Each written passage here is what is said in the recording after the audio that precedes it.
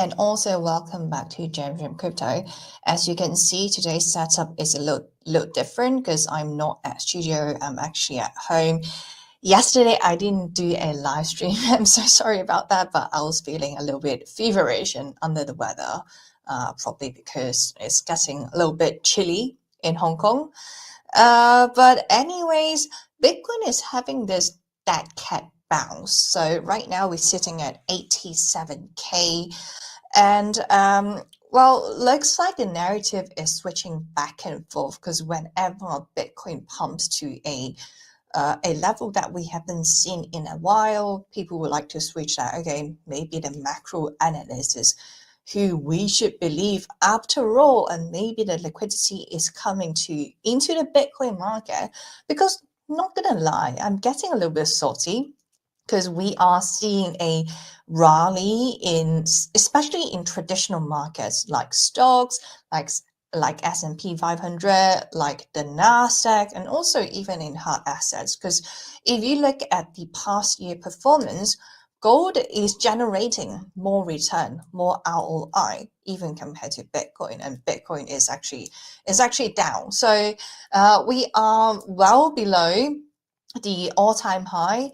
Right now, I think, well, let's see how much percent. So we dropped like 30% from its all-time high already. So when the narratives, like when we see a tiny rally, people are getting optimistic, and it looks like the Fed is having a chicken out because we know Jerome Powell, starting from the last FOMC meeting, he was sending so much confusion. Like he was saying that there's still uncertainty in the market, inflation, not sure if we're still under control. So what Jerome Powell was saying basically is still hawkish. So don't expect a rate cut in December. Don't expect a rate cut in December. But looks like the market is switching again. So looks like the rate cut is very much on the table. But like without further ado, there's so much to dive in, not only the TA. We're also gonna look at the news of China because like we're gonna do some comparison between the energy production, energy consumption between the US and China. We're also gonna look at TPUs from Google and compare that from NVIDIA, because what happened in the past couple of days is that we have seen NVIDIA crash a little bit. I don't use the word crash, but like correct a little bit, because Meta, what happened is that there seems to be a collaboration. Meta right now is exploring the opportunity to actually buy TPUs from Google instead of NVIDIA. So that's why it's sending quite a lot of FUD and calling maybe NVIDIA, the time of NVIDIA being the monopoly has actually come to an end. We're also going to take a look at Michael's strategy because we know the narrative of DAT has died down quite significantly. Is it like quite concerning? And finally, we're also going to take a look at Texas, because Texas just became the first US state to buy $5 million of BlackRock, so spot Bitcoin ETF. That's extremely bullish. And I wouldn't say the amount is big, but it's very symbolic, I would say. So without further ado, let's actually dive into the chart. So let's start with the Bitcoin. So let's start with the daily chart of Bitcoin. We always start with the daily and then slowly build up to the weekly and sometimes even 2 week. But point being, let's start with the shorter time frame. So overall, we're still in a general downtrend. So that's why I think is still a dead cat bounce. We have been basically bouncing inside this trend line. So we touch 126K all-time high, and then we're just like essentially, okay, we keep getting rejected, and it looks like we have a dead cat bounce. Like I won't be surprised to see Bitcoin going all the way up to 100K and then get rejected again. So that is still a definition of dead cat bounce. Like having So even in a bull run, having pullbacks are normal, and same for a bear market. So having bounce, having a little tiny rally is extremely normal because it's not a staircase up and it's also not a staircase down. So that's why I still like most of the boxes of the definition of bear market. We have checked most of the boxes already. So I am not turning bullish anytime soon. Again, I'm seeing a lot of influencers, a lot of YouTubers still calling for the best time still ahead of us. So of course, like those kind of videos gonna generate a lot of hype, a lot of hopium, and that's what people want to see. But for my channel, so for my show, I like to focus on data and charts and what the math has been streaming out to me instead of just some narratives and some hopium we feel like and we hope gonna happen. But like right now, I'm just gonna throw you the fact and you guys draw to conclusion.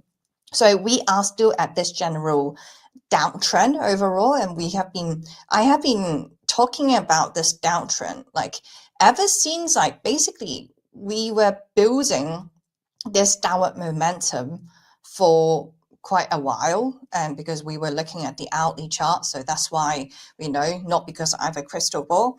And so one region I'm eyeing very closely is actually this little box I drew here, so between 90k to 92k, somewhere around this.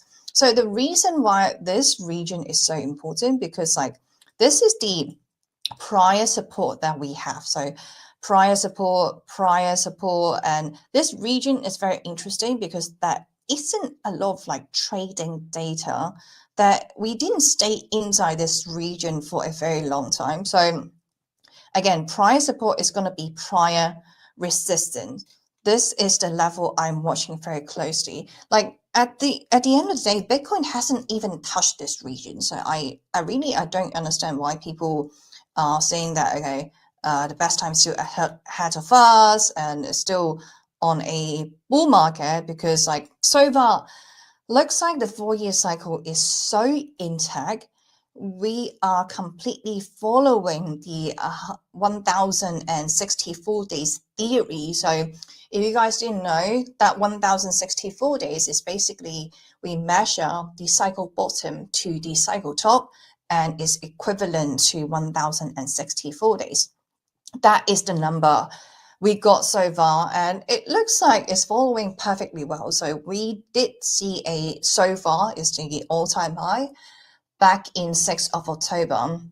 So it looks like the 4-year cycle is still intact. Like, although I do not think moving forward, the 4-year cycle is still going to be relevant. I would say it's going to be slowly irrelevant as time goes by because it has to break at some point. But looks like might not be this cycle after all. So back to the daily chart. This is the region I'm watching very closely. So between 90k and 92k. And also I'm watching the general downtrend. Like until we get a daily candle actually close above this general downtrend, I'm not turning bullish anytime soon. So even Bitcoin rally to 100k, like if we get rejected, it's still gonna be at that cap bounce. I hate to break it to you guys, and I hate to bring negative news to you guys, but this is what the charts have been screaming out to me.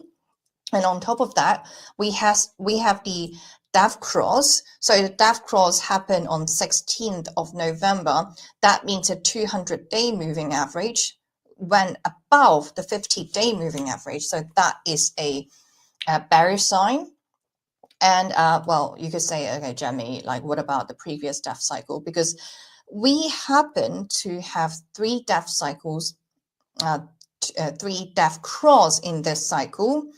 But like, why I didn't think back then it was a bear market, because we were trading above the 50-week moving average. So here we are on the weekly chart. And the 50-week is the blue line here. So that's the 50-week moving average. Right now it's sitting at 102. But like as we have 2 weekly candles actually close below the 50-week, that is the definition of bear market. So death cross, that is a formula. So if we have a death cross on a daily, but Bitcoin still close above the 50-week moving average, that is a massive opportunity ever. So to scoop up that BTC. However, the next formula is that if we have a death cross and at the same time, if we close below the 50-week moving average, and especially we have 2 weekly close below the 50-week moving average, that is the formula of bear market. So timing the market is difficult, but at the same time is very interesting as well. So daily candle, I'm not turning bullish anytime soon. And another indicator we could look at is actually this magical number, 108. The reason why I look at 108 is actually prior all-time high. Like we found resistance here. So technically speaking, any number below 108 is just like, it's a bear market, and any rally within this downtrend, within death cross, and underneath 108 is all checkbox for bear market. So again, even the rate cut, I just feel like it's not enough to justify the bull market. It's not enough to kickstart a bull market.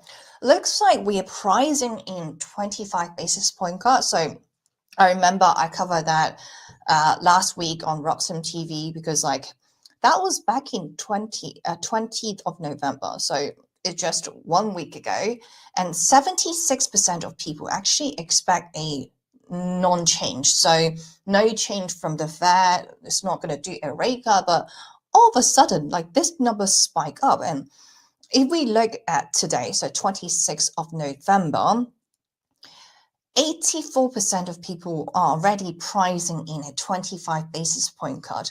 And what we know is that markets are always forward looking. So we always chasing the narrative, and looks like this rally is mainly caused by a expectation of the Fed cutting 25 basis point. So when that actually happen, are we going to get a buy the rumor, sell the news event?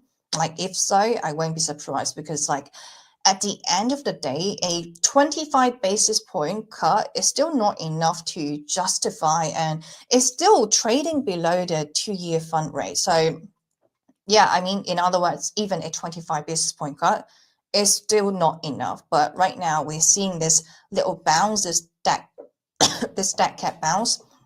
And I won't be surprised to find some resistance, maybe not even at this downtrend. So maybe not even 100K, but like even 90K, but let's see how it goes. So this is on the weekly chart. Let's also hop onto the, daily chart. Let's also hop onto the weekly chart.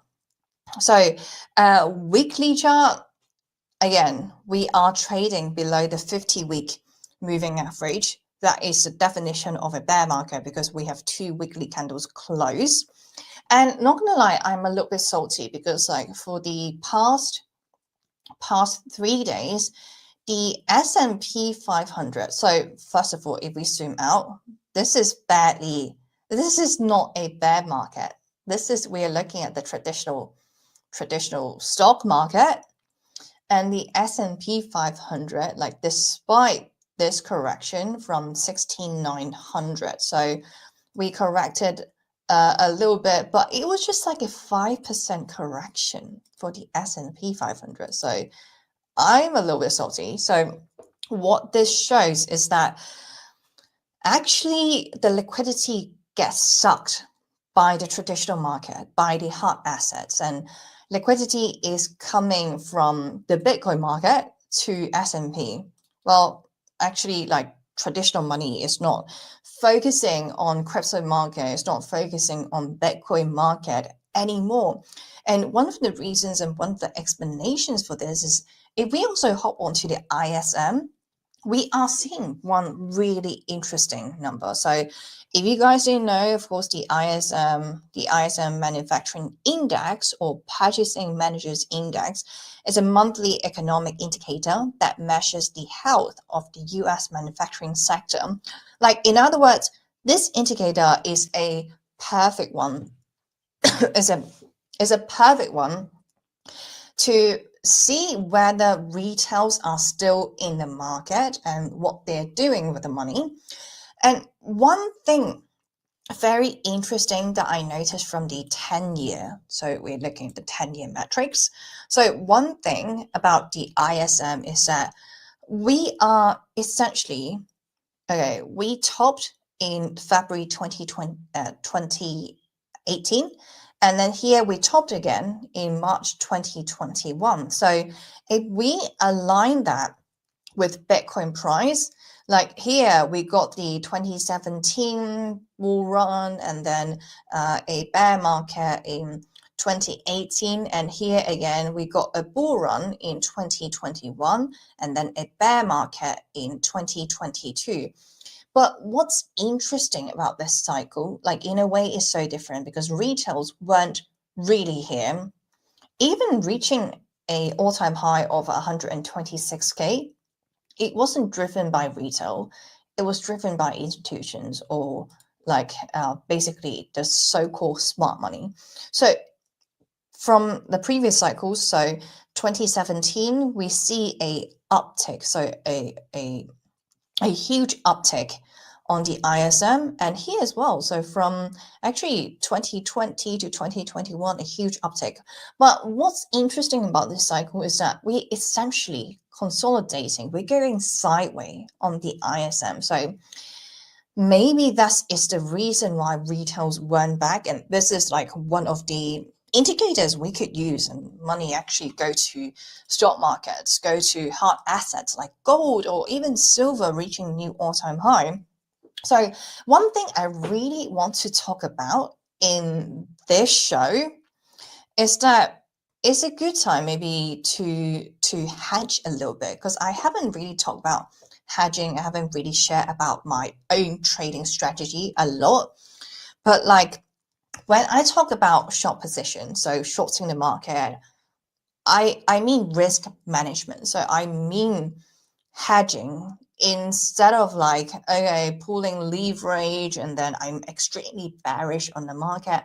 That's not what I meant. Like I meant protecting yourself, because when I talk about shorting, and even on maybe online on the internet or in person, so in real life, like when I talk about hedging with some of my friends, they were like, hey, so you're pulling a short position right now? Like, isn't that a little bit risky? Like now that Bitcoin dropped so much? I mean, when it comes to shorting, so pulling position like this, your entry price is key. So what I'm saying, like even within this, okay, let's actually hop onto the daily candle. So even within a daily candle like this, like we have a open at 93K, and then like we drop as low as 85K. Like this matters a lot when it comes to pulling position like this. And I don't mean pulling crazy leverage like some moron, like some, I don't know, flipping degen. I don't mean that. Please, guys, stay away from leverage. For I know there's like a monster within you, and then you really want to bet on, basically take on some extra risk for no reason. But like just look at the liquidation heat map. On a daily basis, we are seeing like multi-millions of dollars, and sometimes we actually get above $1 billion, like $1 billion on a 24-hour basis is actually extremely normal. So yeah, today we got $297 million got racked in the past 24 hours. Of course, that's a lot of money. So the point being is that, okay, you could hash the market, you could use short position. And the reason why it's so important, because like, think about it. I know there are diamond hands, there are strong hands hodling your Bitcoin, hodling your other altcoins. And I'm not judging that from a fundamental standpoint, because I completely believe in Bitcoin. I still hold Bitcoin. But what I'm saying here is that, okay, since you guys are not selling, since you are still holding altcoins, it makes sense to hedge that a little bit using a risk management mentality instead of, okay, I'm so bearish, I'm trying to earn every single time. And if you do stay away from leverage, don't put any leverage, like even though I have short positions going on right now, I'm not feeling any leverage. So it's just like a no leverage, and look at the liquidation heat map. So stay away from that. And that's one reason. So if you're not selling, you're holding spot position, that means you're longing the market. So you're actually exposed to a lot of risk. And second reason, it makes sense to hedge a little bit responsibly. Okay, I have to stress that enough, responsibly. So even your pension fund or 401k, think about it, because ultimately you are betting the market to go up only for your pension funds, for your 401k. So if your whole position, if your whole portfolio, you're just betting the market go up, you're actually exposed to a lot of risk. So it makes sense to hold a short position with no leverage. This is actually to protect yourself. And yeah, I agree with you. Like, I never leverage, no problem. No point to leverage in crypto if you know how math works. Yes, exactly. I agree with you.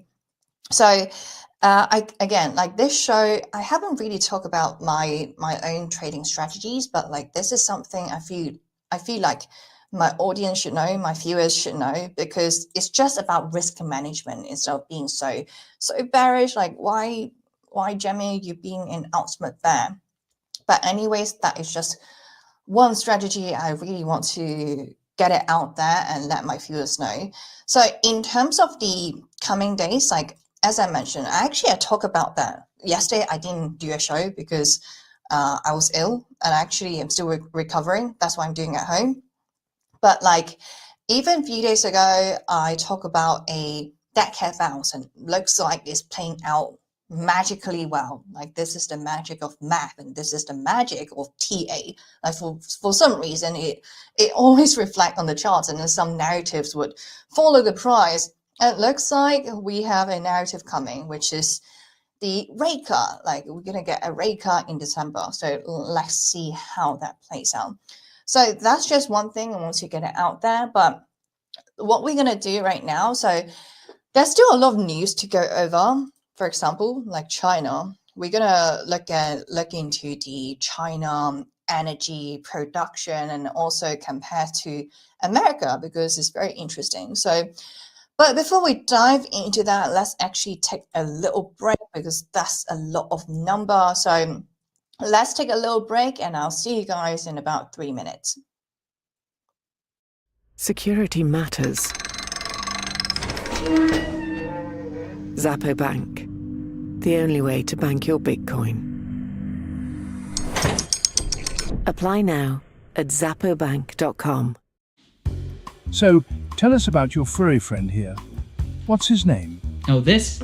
This is Bitcoin. Bitcoin? It's not just a cat, his family. Quite a name, and I must say, looks quite pampered. Oh, absolutely. Bitcoin deserves nothing but the best. He's my little prince. But with such a valuable pet, aren't you afraid of losing him? Losing Bitcoin? No, it never happened before, so it's not something I worry about. Excuse me for a moment. Bitcoin, stay here, right?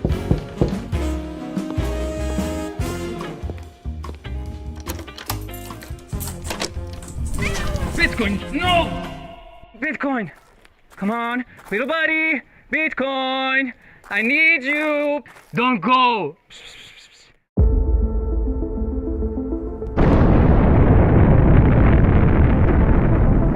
In a world far away. Nah, just kidding. This story begins in this world. It all started in 1460 in Antwerp, when the first commodities exchange was created, but the real transformation came in 1602, when the Amsterdam Stock Exchange was founded. Considered the oldest in the world, it was the first to trade financial assets. Over the years, Britain expanded its colonial and maritime influence, and the British pound sterling overtook the Dutch guilder in the market. Thus, the London Stock Exchange became the financial centre of the world. The 20th century came, and the world got into some trouble. But shortly after World War II, the Bretton Woods Agreement established the dollar as the world's primary reserve currency, and the centre of the planet moved to Wall Street. Today, we're travelling at the speed of light towards a new age, an era shaped by the consolidation of Bitcoin as the currency that will define the future of the markets. We present Roxum, a new Bitcoin-denominated market that allows trading all sorts of securities, commodities, derivatives, options, and anything you can imagine. Roxum, rock-solid markets. Some call me Chicken Little, others Bubble Boy. I'm a bit changed, but sounds familiar, right? Let me tell you a hard truth. The S&P isn't rising, the dollar's falling. That's the trick, monopoly money. It's ice melting by the second. Your savings, your salary, your time. Worth less every second. Everyone's using the wrong measuring stick. Switch the denominator. Price the S&P into Bitcoin. Hard, fixed, unprintable. Suddenly your unstoppable index, it's collapsing. And while you cling to dollars, well, Wall Street already switched. Before, you needed 2 brokers. Still getting my ninja bonus though, right? Plenty of spreadsheets. And my quant! I hate this part. I was right, and I'll be right again. If I were you, I'd thank me. You know my name's Dave, right?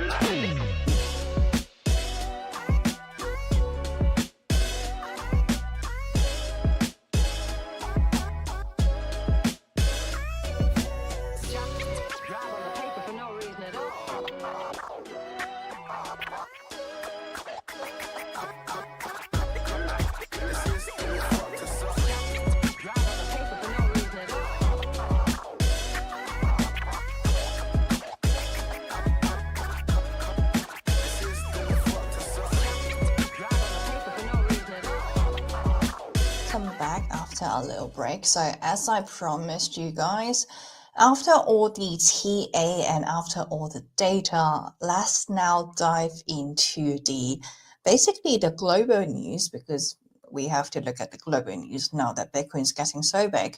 So the first topic we're going to dive into is actually China versus US on the energy production. China is now the world's largest producer of electricity, so more than twice the output of the United States. In 2024, China generated around 10,000 terawatt per hour, while the US produced about less than half of that, so actually 4,300 something terawatt per hour. China alone accounts for nearly 1/3 of global electricity, and it adds more power capacity every single year than most countries combined.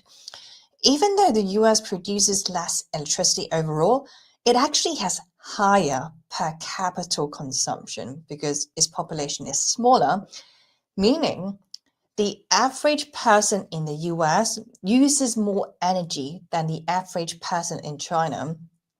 What really separates the two countries is speed. Like China's energy demand and its ability to build new power plants, especially renewable ones, is expanding far faster than the US. So let's take a look at the consumption and also where is the energy coming from. So China, of course, still rely very heavily on coal. Like this is not the most updated data, but out of everything or the data source we've got, we know China still rely about 60% on coal for its electricity, but that share has been dropping fast. as China builds record levels of solar, of wind and hydro. In 2024 alone, China added like 421 gigawatts of new renewable capacity, an amount that would take the US many years just to match that level. In contrast, US mainly rely on natural gas. So actually, if we look at this data in 2024/2025, 40% still rely on natural gas. So it's, of course, it's a power mix. The US rely heavily on coal as well, so around 16%. Coal in US had fallen to historical low, but in 2025, under Donald Trump administration, he's actually reviving coal plants, subsidizing output and extending lifespans, partly to support the huge energy demand from AI data centers. So actually, we look at both countries, they have similar low carbon electricity share. So around like 30 to 40%, somewhere around that, but they get that in really different ways. So China leans more towards to solar panels, so lean towards to hydropower, while the US actually, the US favor a little bit more towards nuclear plants, so nuclear power, and US is actually the largest source of, largest producer of nuclear power. So in terms of like renewable energy, we compare these two countries. China's energy transition is happening at a scale no other country is even close to. In 2024, China invested like multi-billions of dollars. We're talking about $800 billion into clean energy, nearly 40% of all global investment in the sector. It dominates the world in solar panels, in wind turbines, in EV batteries, and the entire clean tech supply. China added more renewable capacity in 2024 than the rest of the world combined. And its low carbon electricity reached almost 3,800 terawatt per hour, so growing at a double-digit rate. So, I mean, China is doing like really well, and it's quite insane at the moment. Meanwhile, the US is taking on a very different approach because like they are all of a sudden, like under Donald Trump, he wants to focus on coal energy. So renewable energies are, of course, still growing, but the federal support is mixed. So coal revival efforts actually push emission higher. So under Trump, the US has taken a very sharp turn. The US government is injecting hundreds of millions of dollars to boost coal production.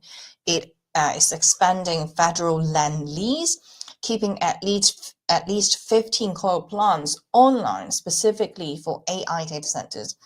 This is happening even as renewables energy continue to grow, like wind and solar added nearly like 100 terawatts per hour in 2024 and will likely meet all demand in 2025. But because coal is being revived at the same time, US emission is actually rising.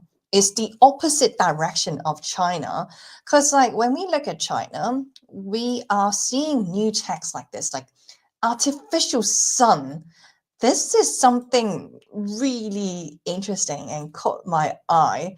So China is betting big on the next frontier, which is nuclear fusion, or so-called artificial sun, or the energy of the sun. Their flagship, this is actually an experiment. So it set a world record by sustaining ultra hot plasma for over 17 minutes. This is actually a major step towards stable fusion. China has also built a massive laser fusion facility, even larger than the US NIF, like NIF being the National Ignition Facility. And there's a multiple fusion breakthroughs and also precision robotic systems to assemble reactors at extreme tolerances. So why this matters so much? Like why fusion matters so much? Like if successful, it would give China effectively unlimited clean energy powered by hydro taken from seawater with zero carbon emissions. So there are a lot of speculations going on, like a lot of analysts see China as one of the front runners and possibly the first country to build a commercial fusion reactor, maybe as early as 2030s, or maybe it could take a little bit more time, maybe 2040s or beyond. But like looks like we have major breakthrough from China about this like artificial sun. So the bottom line is that China is like it has like very fastest growing energy system in the whole world, and it's already dominating solar panels, solar energy, wind power, hydropower, all the clean tech, and it has been reducing its carbon emissions for years. While if we look at the US, like it has a much slower renewable energy growth compared to China. And there's an, of course, like right now, Donald Trump wants to revive the whole coal energy. We're going to see an uptick when it comes to the emissions, carbon emissions, and increased reliance on coal again in 2025. So the contrast is really clear. China is sprinting toward a green energy future, while the US is trying to balance renewables with a political revival of fossil fuels. Like this thing, like the artificial sun, where is it again? So the artificial sun fusion could become a major battleground. If China gets there first, it could reshape global energy leadership for decades. And why we are looking at this, Jemmy, so why are we spending like the past 10 minutes looking at some artificial sun that is still not here? Because we know when it comes to energy production, China is sitting number one. So it produced basically most of the energy in the whole world. And even like US or India or UK combined, they don't produce enough energy as China does right now. So we know when it comes to AI is very power hungry. So we need a lot of electricity to run those data centers, to run those GPUs. And one issue that Michael Barry actually pointed out that beautifully is that, okay, for example, even Microsoft, they have many, like thousands of NVIDIA GPUs just lying around, but there just isn't enough electricity to run them. And what it does is just, it turns out to be dusty and just leave it there because, well, that just isn't enough electricity to run it. So speaking of GPUs, what we saw in the past 1 or 2 days is that NVIDIA is taking a correction. So it's taking a fall. Meanwhile, Google is gaining a lot of momentum. So here's a really big story in the whole AI scene. So Meta is in advanced talks to shift parts of its AI infrastructure from NVIDIA GPUs to Google's TPUs starting in 2027. According to many reports, so Meta may begin renting TPU capacity as early as 2026, then deploy TPUs directly in Meta-owned data centers the following year. If this deal goes through, it will be worth tens of billions to Google, and it will be the first time Google allows large-scale TPU deployments outside Google Cloud. Meta currently spends billions on NVIDIA GPUs to power models like Llama, the Llama model. So diversifying suppliers gives them more control and lower costs. And the market, of course, reacted very instantly. So if we take a look at Google, of course, it's actually sitting at all-time high. So on the past 5 days, like the chart is looking really nice. However, if we look at Nvidia, it's taking a little crash. So it's correcting down a little bit. Right now, it's sitting at $177. If we zoom out to 5 days, of course, it's a downward movement only.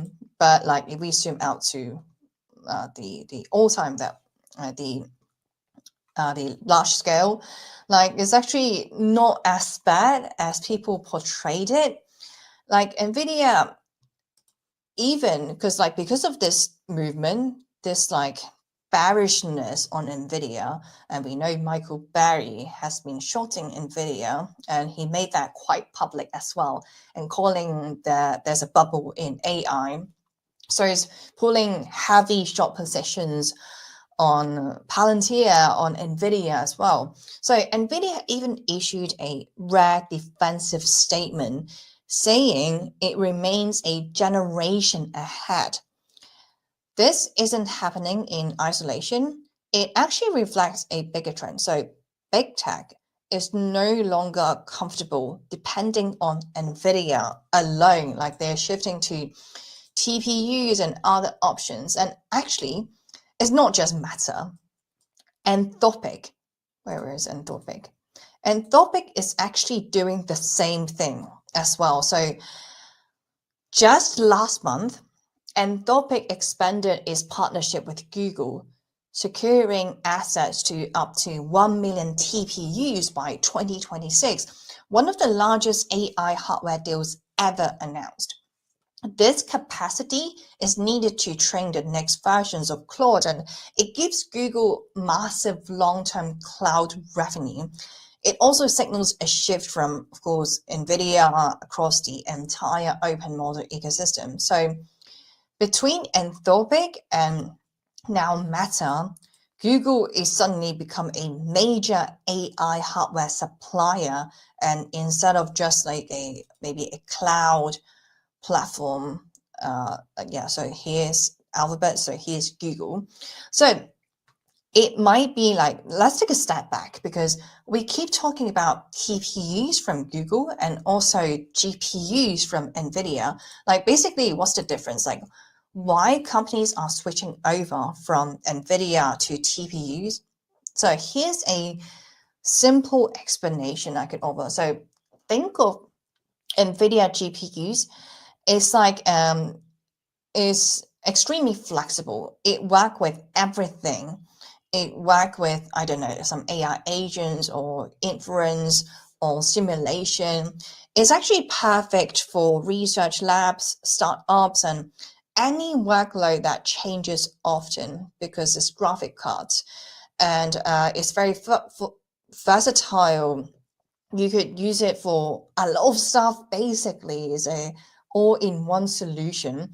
While TPUs from Google, on the other hand, is more specialized and it focuses on large-scale AI.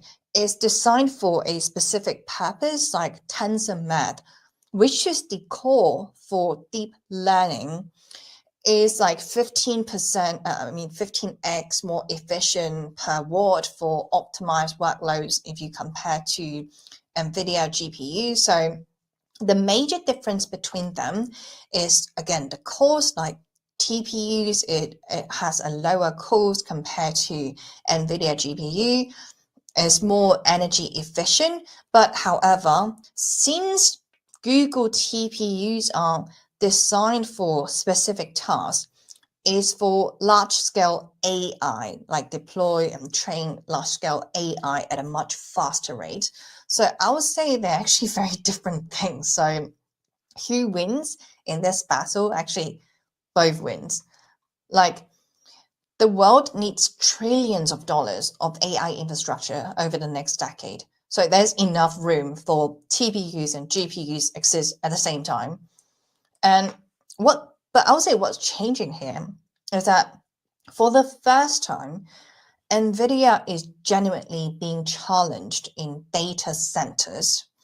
But I'm not worried about NVIDIA despite this crash that we have. We're down to $177. Like, I'm not worried because NVIDIA has locked in their customer, not just from a hardware perspective, but from a software ecosystem. So we know NVIDIA has the CUDA software ecosystem. So CUDA has actually been around since 2006 and is used by millions of developers. So millions of developers are very used to using the software, using the entire ecosystem. They build tools or libraries or workflows. Like everything depends on the CUDA software. That means switching away from the software is like rewriting huge amount of codes, like rewriting all the codes that's necessary. So this, again, I don't think the customers of NVIDIA will likely just easily switch away if it's just some hardware, because it's the main selling point. Like, of course, NVIDIA has amazing hardware, it's like all the chips, all the GPUs, the top tier. But what actually locked in is the entire ecosystem. It's not just some hardware. So there's I would say, NVIDIA, okay, right now still control 90% of AI accelerator market. Customers can't just easily go away.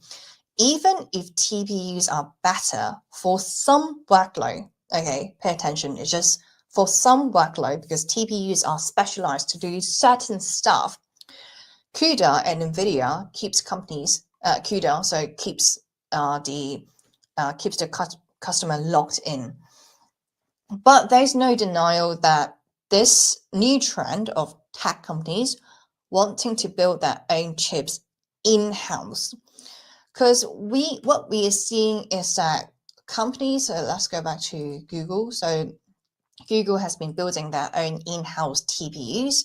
So what companies want is lower cost, is less reliance on just one company alone. So being NVIDIA, because NVIDIA is a monopoly, and they want guaranteed supply during AI booms.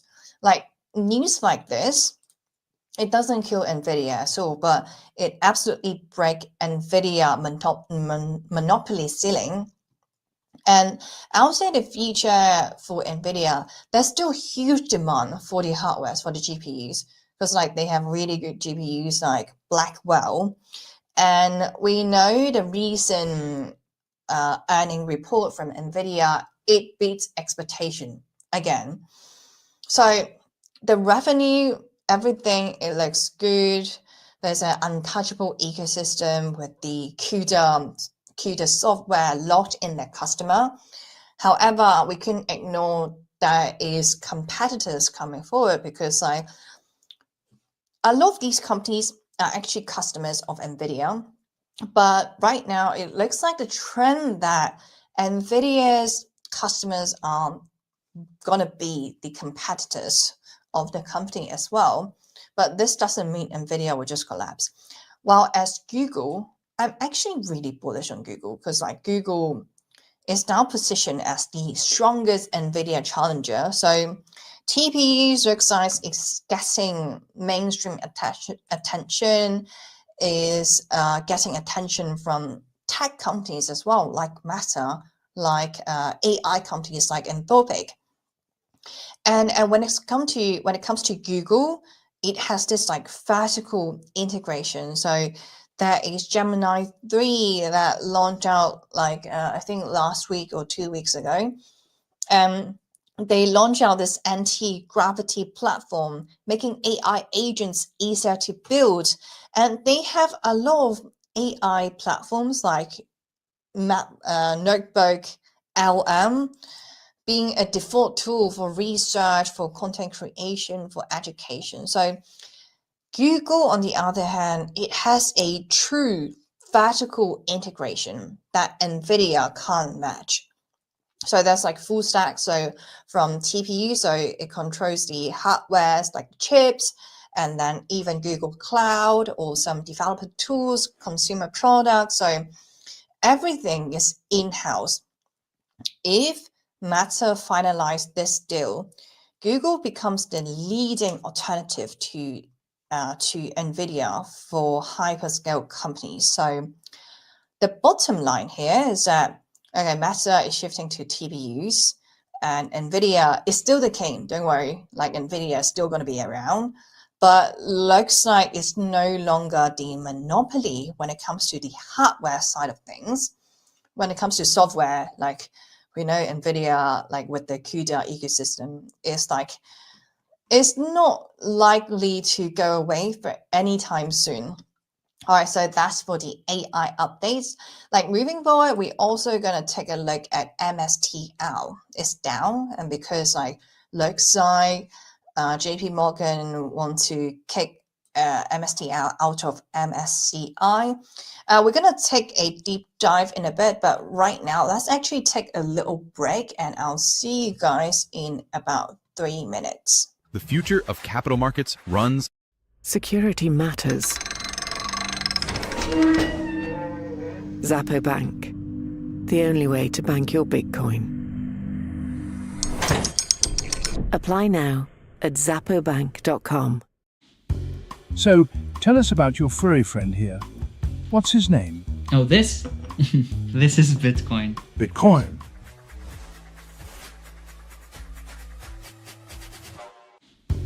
So, tell us about your furry friend here. What's his name? Oh, this? This is Bitcoin. Bitcoin. It's not just a cat, he's family. Quite a name, and I must say, looks quite pampered. Oh, absolutely. Bitcoin deserves nothing but the best. He's my little prince. But with such a valuable pet, aren't you afraid of losing him? Losing Bitcoin? No, it never happened before, so it's not something I worry about. Excuse me for a moment. Bitcoin, stay here, right?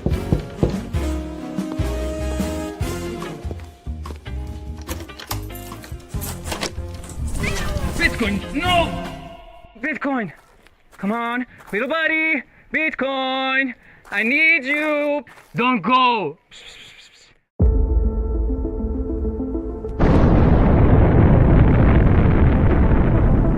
In a world far away. Nah, just kidding. This story begins in this world. It all started in 1460 in Antwerp, when the first commodities exchange was created, but the real transformation came in 1602, when the Amsterdam Stock Exchange was founded. Considered the oldest in the world, it was the first to trade financial assets. Over the years, Britain expanded its colonial and maritime influence, and the British pound sterling overtook the Dutch guilder in the market. Thus, the London Stock Exchange became the financial centre of the world. The 20th century came, and the world got into some trouble. But shortly after World War II, the Bretton Woods Agreement established the dollar as the world's primary reserve currency, and the centre of the planet moved to Wall Street. Today, we're travelling at the speed of light towards a new age, an era shaped by the consolidation of Bitcoin as the currency that will define the future of the markets. We present Roxum, a new Bitcoin-denominated market that allows trading all sorts of securities, commodities, derivatives, options, and anything you can imagine. Roxum, rock-solid markets. Security matters. Zappo Bank. The only way to bank your Bitcoin. Apply now at zappobank.com.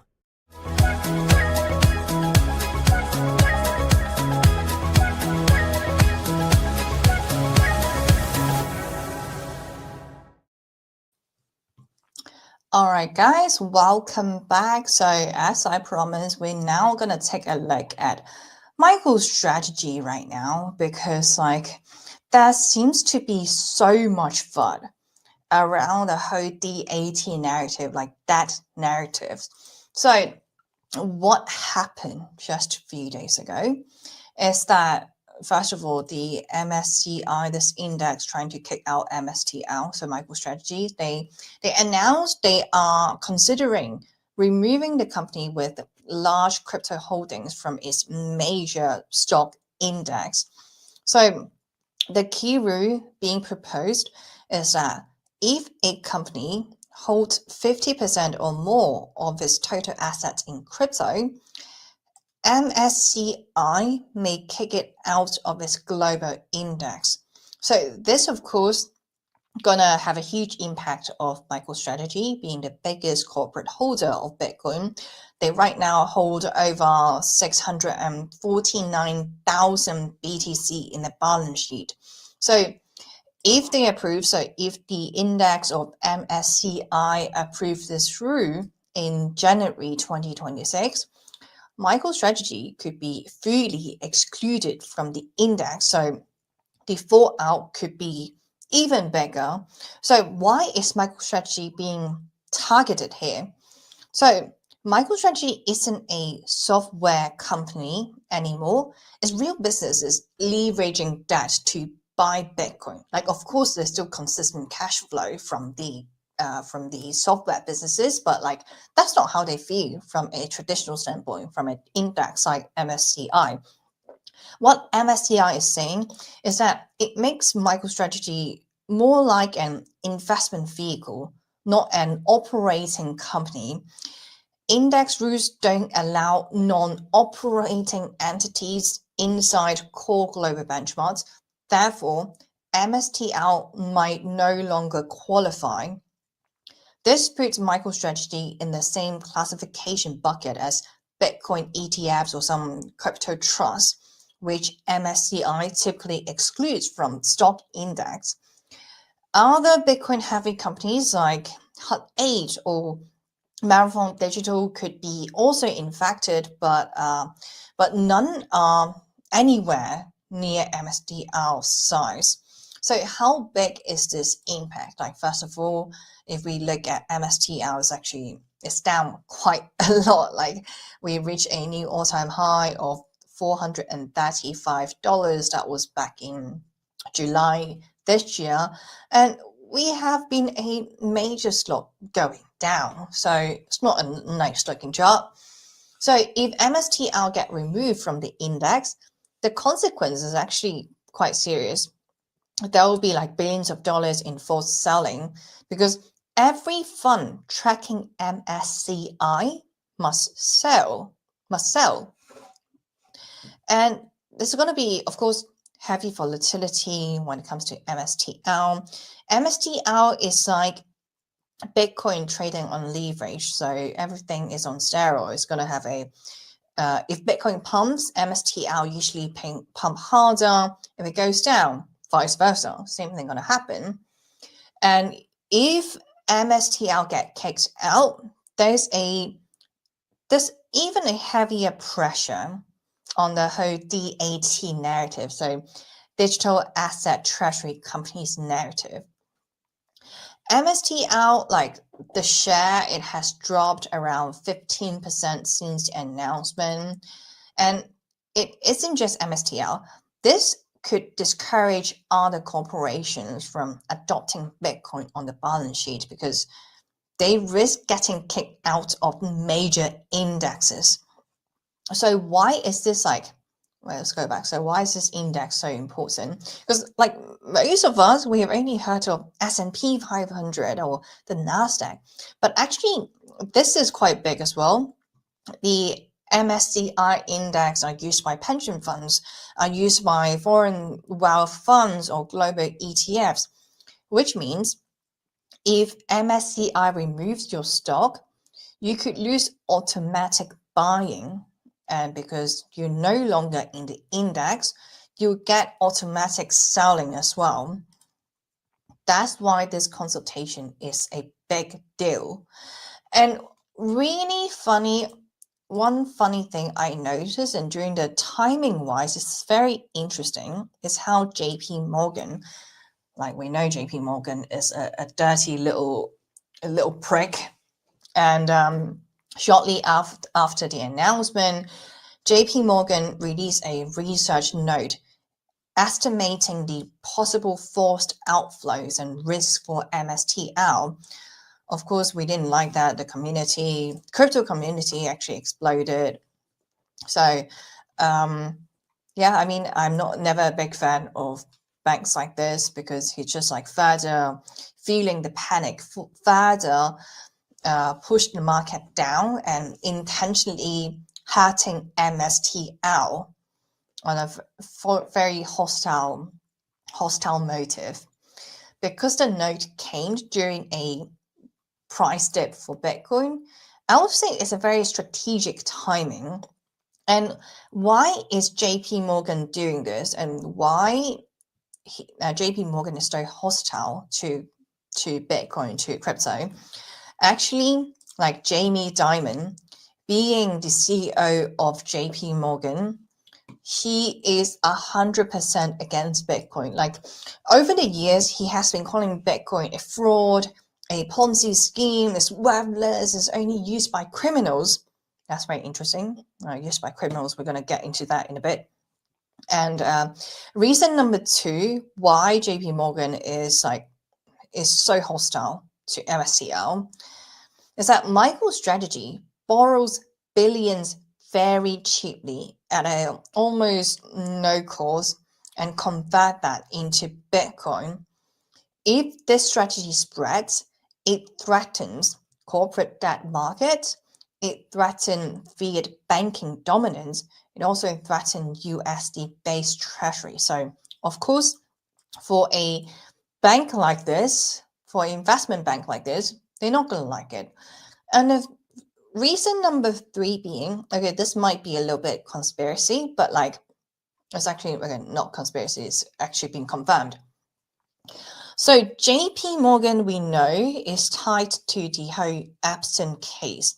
We covered Epstein case just on Roxham TV very recently. So if you want to know how dirty the whole system and how corrupted the whole system is, and very disgusting case indeed, I'll advise you to watch my previous show. I believe it's on Monday, but do check out on both Jam Crypto or Roxham TV because it's available on these 2 channels. So the third reason why JP Morgan is so hostile to MSTL, I'll say is connected to the Epstein case. And crypto Twitter is so angry for Jamie Dimon keep calling, so JP Morgan keep calling us criminal, like only criminal use Bitcoin. And if you look at how deeply tied JP Morgan is to the Epstein case, you're just like, it's so ridiculous, the whole thing. So there are facts from investigation. JP Morgan processed over billions of dollars, so over $1 billion transactions for Jeffrey Epstein himself. He actually kept him for a client of the bank even after the conviction. So even after he was being sent to jail, so-called jailed back in 2008, and the executives were heavily involved. The former top executive who left JP Morgan has been at the center of media scrutiny and regulatory battles in the UK over his close ties to the case of Epstein. So there are more than 1,000 emails with Jeffrey Epstein. So when JP Morgan came out and called MSTL is risky, my question here, my response is are you in a better position to say such a thing? I find it so ridiculous. When banks trying to act and be a better person, so-called a better person, and judge Bitcoin, judge crypto, okay, look down on us, but at the same time, you're doing all this dirty stuff, all this shady stuff. It really does piss me off. It's such a hypocrite for government, for so-called smart monies, these banks, to pull tricks like this and doing a lot of shady stuff and yet judging crypto exchanges, yet judging crypto people, crypto folks. It really does piss me off. But okay, That's enough for my rant because I have so much hatred for banks like this and being a hypocrite. Like I hate hypocrisy. So what it means for MSTL, and if MSCI goes through with this rule, that means there will be fewer corporations will dare to adopt BTC. MicroStrategy may lose billions in passive flows, but if Bitcoin eventually becomes global reserve money, then MSCI will be forced to reverse course. So I would say this is actually a battle between TradFi, so TradFi index, or Bitcoin long terms. Let's see which side will win. But of course, like with or without TradFi money, we're going to high places. Like Bitcoin has been judged for more than a decade now, like it's only used by criminals, and yet like even with like all these FUD in the market, Bitcoin is still sitting at $87,000. So yeah, I don't really give a damn about these like these banks, these investment banks, all the dirty tricks they do. But I just find it such a hypocrite for them to make a statement like this. All right, let's move on to some positive notes. It's not all doom and gloom. I know there's a lot of negativity spreading here. So let's move on to some good news. So Texas became the first U.S. state to buy $5 million worth of BlackRock Spot Bitcoin ETF. So this is actually the first time a state government has treated Bitcoin like a strategic reserve asset, similar to how countries treat gold. Even though the amount, like $5 million, is actually quite small from a state, it's actually quite symbolic. Like the symbolism is enormous.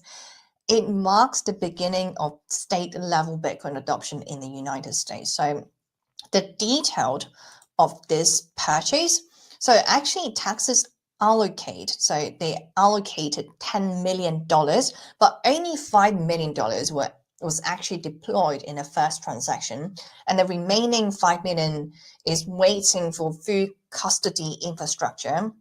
So instead of buying Bitcoin directly, Texas actually, they bought IBIT, so the Bitcoin Trust, the spot Bitcoin ETF.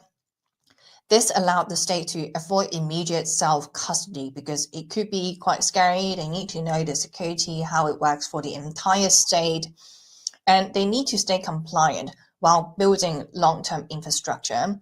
But I do see some confusion on Twitter because like some accounts happen to think that Texas actually bought $10 million worth of BTC. That's not accurate. It's $10 million being allocated, but only $5 million was actually deployed. All right, so what's the next plan for Texas? This initial purchase is not the final format. Texas plans to move away from the ETF. They're going to transition to self-custody, and they're going to expand the reserve over time. So in other words, this $5 million is just a placeholder. The long-term plan is holding actual BTC on chain. So this actually matters on a broader picture. It's the first state of the United States to adopt Bitcoin as reserve asset. So Texas is really setting the precedent here. It opens the door for Wyoming or Florida, or maybe any other states looking to build a pro-crypto brand. Bitcoin right now in Texas is being treated like gold. This is a major shift from so-called speculative asset to strategic reserve to becoming an inflation hedge. So it does strengthen Texas becoming the Bitcoin state or Bitcoin country, so-called Bitcoin country, because Texas already has huge mining operations, has pro-crypto, pro-Bitcoin politicians, and very supportive regulation. So I'm liking what I see. And let's see how this play out. Maybe other states in the United States gonna follow suit. All right, so last news I want to break it to you guys. So this actually happened a few hours ago. This news broke out. So this is one of the wildest crypto robberies of 2025 this year. So what happened is a thief stole $11 million in crypto from a well-known Silicon Valley investor who is also the ex-boyfriend of Sam Altman. Sam Altman, of course, being the CEO of OpenAI, and his ex-boyfriend is his name is Groom. The robbery showed up at his house in San Francisco. So here's a video. So this person trying to pretend to be the UPS delivery guy, delivery driver. So when Groom, so Sam Altman's ex-boyfriend, when Groom opened the door, this guy forced his way in at gunpoint with a Glock. And security footage shows the robber following him inside, and a loud bang is heard, either a warning shot or a struggle.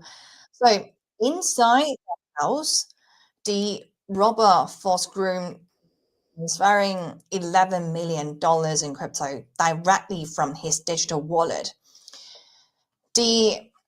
So this lasted for 20 to 30 minutes. Then, of course, the suspect fled, and then so far he still hasn't been caught yet. This is not a digital hack. This is a physical home invasion for crypto. So this is how crazy the whole thing is actually. And authorities are reviewing home security footage and tracing the stolen crypto on-chain. Because crypto thief often crosses state lines, the FBI is actually involved right now. This heist isn't isolated. San Francisco has seen a sharp rise in crypto-related robberies, like kidnappings and all these extortion attempts, because like in San Francisco is largely concentrated with tech wealthy individuals or high-profile investors, and criminals know crypto is irreversible, and they right now breaking into the house and taking the crypto away. So of course, like self-custody is great until someone shows up at your house with a fake UPS label and a Glock. So I do want to stress this, like I know you guys watching this show, like you guys are early adopters of crypto, so please be very careful because crypto can be very dangerous. It's not only digital risk, but physical risk like this. Okay, crypto is good for freedom, but it also means if someone tricks you, your money is gone. If someone forces you, your money is also gone. And if someone hacks you, guess what? Your money is gone. In 2025 alone, crypto scams have cost over billions of dollars in global losses, and criminals are now combining AI, deep fakes, phishing sites, and physical threats. So there are a lot of risk. And when it comes to, okay, maybe not only physical risk, but digital risk, because when it comes to digital, there are a lot of tricks of scamming your money and stealing your precious digital assets away. So the first really common one is, of course, phishing sites or phishing tags. I'm not sure if you guys would receive text messages from iMessage and say, okay, I don't know, your Binance exchange, your withdrawal code is yada, yada, yada, is 1234. And like you'll be really confused, like, okay, who's withdrawing my money from Binance? And that's when you get concerned and you are so tempted to click into the message, because it's usually attach a link or ask you to call some number.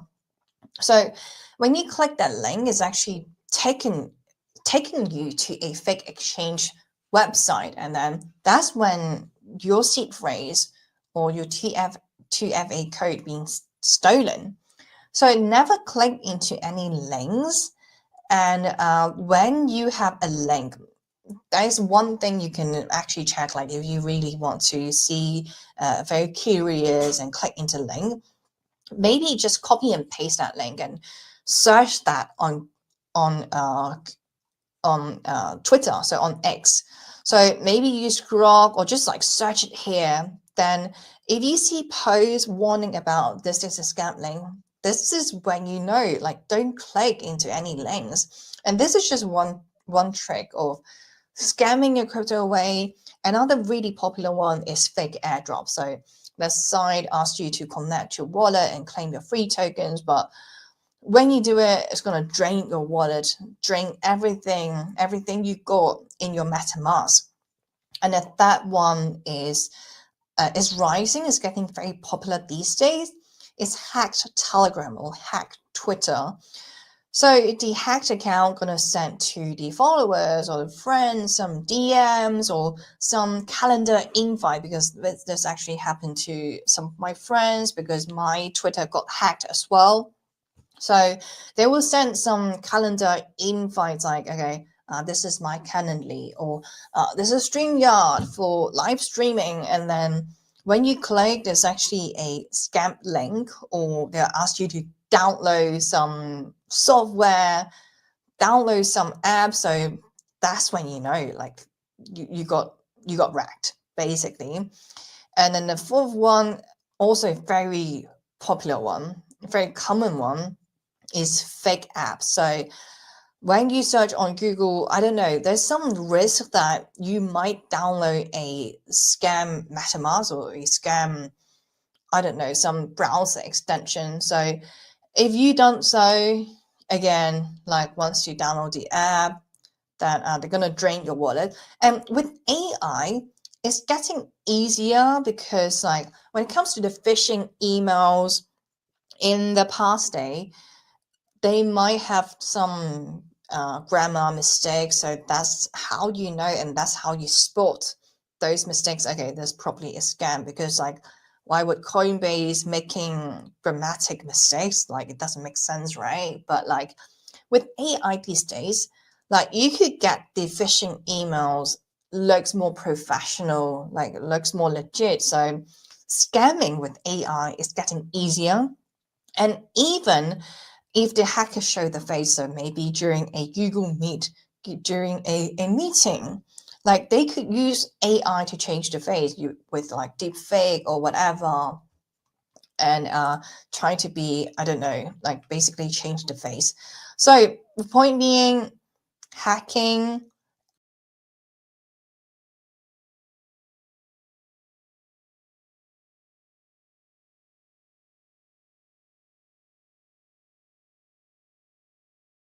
in San Francisco actually, but like around the world. So protect yourself. I know physical risk like this might be very, very difficult, but like some of my friends, they actually encounter. So there's some founders of some crypto project, and then if they get invites, so maybe perhaps attending a conference in another country, because there are crypto conferences around the world. And if there is some person trying to speak to you, so trying to set up a meeting, like my friend almost ran into this like blackmail, asked for ransom, but he was very lucky, and he quickly aware that this might be a scam. So when if he actually attend that meeting, like, he might be held for ransom. So the person might actually trying to get his seed phrase and ask him to send all the crypto on his phone and then to the wallet that they have. So always have a cautious mind when it comes to crypto, because that is the risk you run in crypto. You have a target on your back if you are involved in crypto, and this is one way for your physical risk, because physical risk, it could be better. It could be worse or harder to avoid. And the second way is the digital way. So when it comes to hacking, when it comes to scamming, like, okay, there's one way, maybe consider using ETFs instead of holding your own coins. I know, like, holding a custody is a right way to do, but like, if you don't have the seed phrase, then it's harder for the hackers to scam you for it. Or maybe use a cold wallet, like use it properly. If you self-custodian your crypto, it's awesome. Use a hardware wallet, set up multi-sig, so no single person can transfer funds, and never store your seed phrase on a device. So just write it on a piece of paper, or maybe better not on a metal plate, because we have covered that about engrave, that metal grave. It could be fire resistant, water resistant, etc. So like, make sure, just be safe, because like the last thing I want is like having another person get scammed and having physical risk like this, because sometimes, yeah, I mean, humanity sucks, and being in crypto longer, then you actually get to see more things and you actually get more depressed sometimes. All right, so that's pretty much all the news I want to cover. I know I ran a little bit like overtime today. We still have other show lined up on Roxham TV. So yeah, I'm wrapping up the show. So last call to action, make sure to follow us on Twitter. So as I mentioned, my previous Twitter was hacked. So make sure you follow the new one. So my followers is a little bit low, but I promise you, this is the real account. So @crypto_io, and make sure to follow Roxham TV as well, because we have regular updates about the market, about global news, about Bitcoin, about geopolitics. So make sure to give us a follow, because there's so many valuable contents you wouldn't want to miss. Again, my show is on Monday to Friday, 3 a.m. Eastern Time. I'm extending my show from 1 hour to 1.5 hours. Like, of course, like my time zone is a little bit difficult because I live in Asia, I live in Hong Kong. So if you don't manage to catch my show live, don't worry, the replay is also available on my own YouTube channel, so being Jam Crypto YouTube channel, and also on Roxham TV YouTube channel. Thank you so much, guys, for watching. I hope you guys have a fantastic day wherever you are, and I'll see you guys in tomorrow's live stream.